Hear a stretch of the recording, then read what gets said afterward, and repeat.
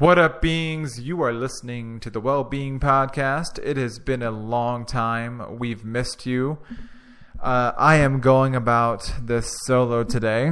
Scott and I have been extremely busy in our own right. I have been working hard to get Train Life Fit off the ground. It is my very own holistic, with a W, strength and conditioning gym here in the Austin, Texas area, namely the Mueller area. And Scott has been really, really busy with working with the Austin Aztecs. And the Austin Aztecs, they are a soon-to-be professional soccer team here in Austin, Texas. He has been an integral part in helping these athletes become what he likes to call unbreakable. And by unbreakable, he means that they're less prone to injury, they're more resilient, they're stronger, they're faster, and they're well. And I think that those are invaluable characteristics to have on any athletics team. So I'm super proud of that guy. He's making big things happen. Make sure you check him out at Coach Scott, that's with two T's, by the way, CoachScottFrost.com.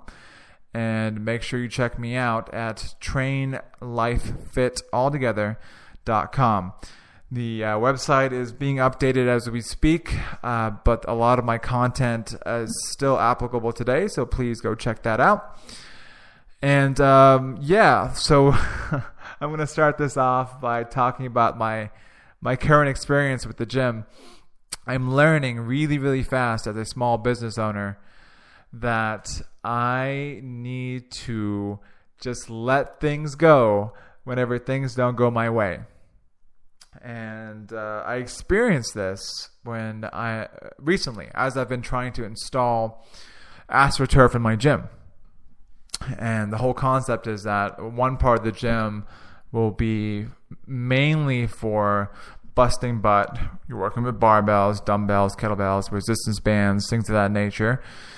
You're doing your training on that side of the gym, and the other side of the gym is more geared towards recovery, mobility, stretching, breathing work, and things of that nature. So I really wanted to put this grass turf down, and I decided to go the Home Depot route. So I first got a 1/4-inch stall mat from a rubber stall mat from the Tractor Supply Company to roll out onto the floor because I have wood floors. And then on top of that, I would put down carpet padding from Home Depot. And then on top of that, I would put down the actual grass turf. So I'm having to glue all these layers down on top of each other. And as I was about to go do it, I was kind of questioning the whole process. So I asked a few guys at Home Depot, and they're like, dude, I would not do it that way. I think it's going to cause all these air bubbles. It's going to probably rip up the carpet padding underneath you. Not a good idea. And here I am thinking, what does this Home Depot guy know about gym AstroTurf? He doesn't know what he's talking about. So I decided to do it anyway. So a friend, Rob Caldwell, and I decided to glue this thing down. And we started doing half of it. We glued down half of the turf down. And as we were doing that, we started to realize, man, this stuff is not going down very evenly. And we decided to leave it there for the day. And I ended up doing some more research, which I should have done in the first place.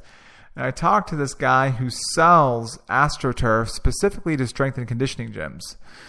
So I talked to him for a while, and this guy's from Boston, Massachusetts, and he was like, bro, you should easily be able to do this if you just buy the product that is already woven with the carpet padding. So he's saying that basically that there is a product that has the AstroTurf already woven in with the carpet pad. That way, you don't have to worry about gluing it down. You just glue the material straight down to your flat floor. No air bubbles. Use a trowel. Spread it all out. Done. And I'm like, man, I should have thought of this in the first place. I should have done my own research. And so this new opportunity came about, and of course I jumped on it, ordered the product, and now it's on its way.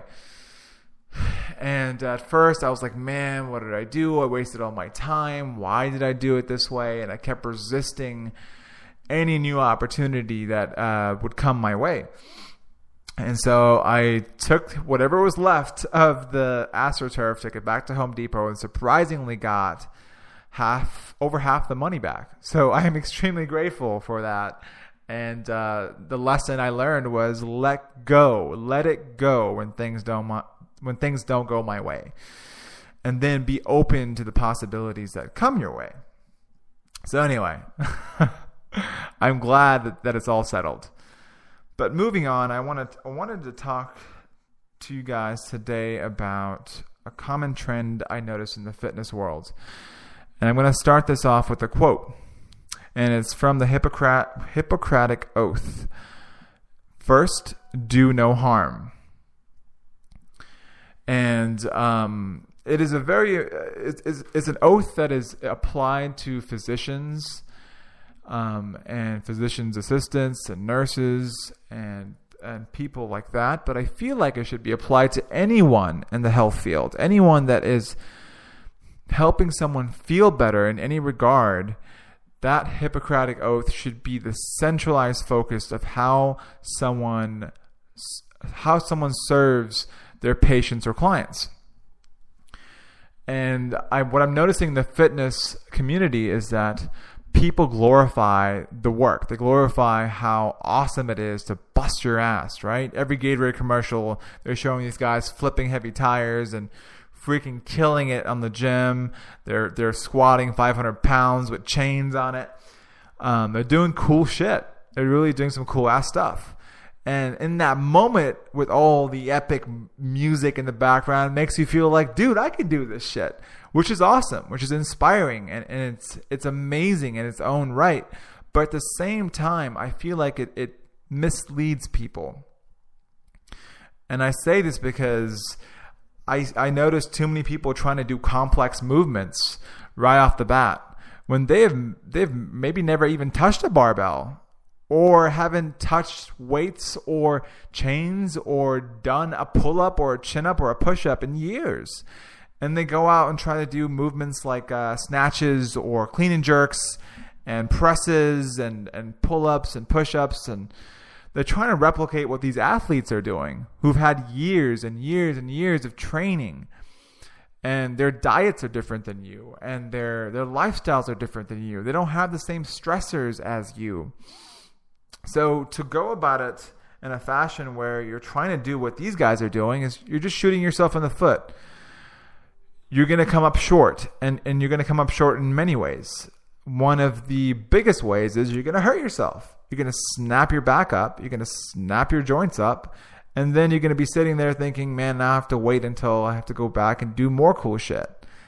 And then you snap your shit up again, and the vicious cycle happens over and over and over. So, as a coach and as a trainer, what I've seen over the years is people just want to go and do things, and they don't want to get in touch with what's actually happening in their body. This is where quality movement comes into play, and Scott and I have talked a lot about this, and it's the central theme of our businesses, both his business, Top Training, and my business, Train Life Fit. Quality movement first. And then that will empower you to go do amazing and cool things. Because when you have control of what you're engaging, when you have control of how you're breathing and how you want to move, then any item you choose to manipulate or pick up or push or pull or twist will be at your disposal, not the other way around. The barbell doesn't own you. The dumbbell won't own you. You won't feel like, man, I have to go through this torturous workout. No, you're in control. You're the boss. So how do you do that? How do you take control of your workout? I think first it starts with becoming educated. Reaching out to a coach that is really invested or really vested in your well-being first. They want to make sure you feel good. If their goal, if their motive on the first workout is to make you puke, fire their ass. You should not be puking on the first workout. Okay? And if their goal is to just see how much you can take, how much you can push on the first workout, again, you know your answer. Fire them. And I say this not to be mean, not to be a jerk, but I say this because the first thing any coach should do is first see how well they can move. See how well they can move in different movement patterns. And when I say movement patterns, I mean how well can you squat? How well can you hinge your hips? How well can you move your hands overhead? Can you be able to maintain tension in your abdominals while you're planking, while you are on your back? How well you are able to endure a short bout of endurance training? And if you aren't able to demonstrate these things, there's no way you should be doing Olympic lifts. There's no way you should be doing sled pulls and strongman training and picking up stones. Your body does not have the resiliency or the motor program to even be able to do these things. So why even put yourself there? So the coach should instead first teach you how to be in a strong position, not just putting your body somewhere in space, but there are things that are needed to happen internally. You need to be contracting particular muscles. You need to be breathing a particular way, bracing your body in these positions. And then when you can do that and then move your body into space, you're going to feel a lot stronger, a lot more stable, and less likely to fall apart and snap your shit up. So the biggest thing that I have been putting out there for my clients, especially ones that are coming to the new Train Life Fit gym, is giving them an intro to movement class that they can take, that they can sign up beforehand, and each day will build upon the next or the previous day. So if someone comes into the first class, the first thing we're going to look at is postural integrity, how well you can maintain posture in different positions.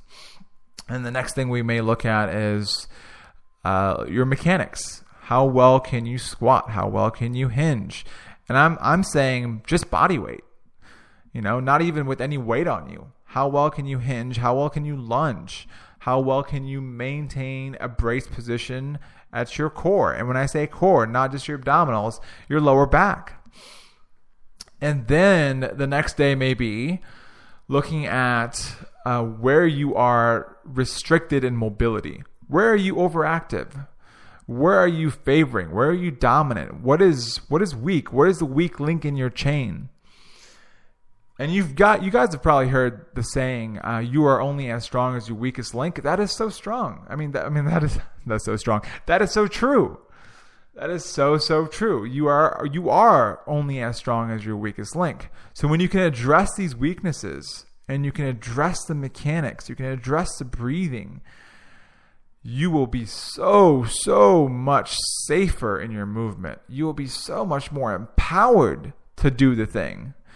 So when I say do the thing, I mean you choose whatever you want to do. You can literally choose the kind of training you want to do. Like, hey, Sumer, hey, Scott, I want to pick up heavy stones now. Or, hey, I want to pull sleds. I want to squat 300 pounds. I want to deadlift 500 pounds. Whatever it may be, you can aspire to do those things. But before that, if you're looking to do these things straight off the bat, then you're shooting yourself in the foot. So my invitation to all of you is seek out coaches, seek out information where they teach you how to move in a particular pattern first. And they help you train that movement pattern. They help you train position. They help you train internal cues. And yes, it's going to take you getting in touch with yourself. It's going to take you getting into a meditative state. Every workout becomes a meditative process. Every workout you learn something new about yourself, and that's invaluable. It's the best personal development tool you can ever have. It's training. It's not just mindless movement, picking up dumbbells and flinging them around and just hoping to get this workout done.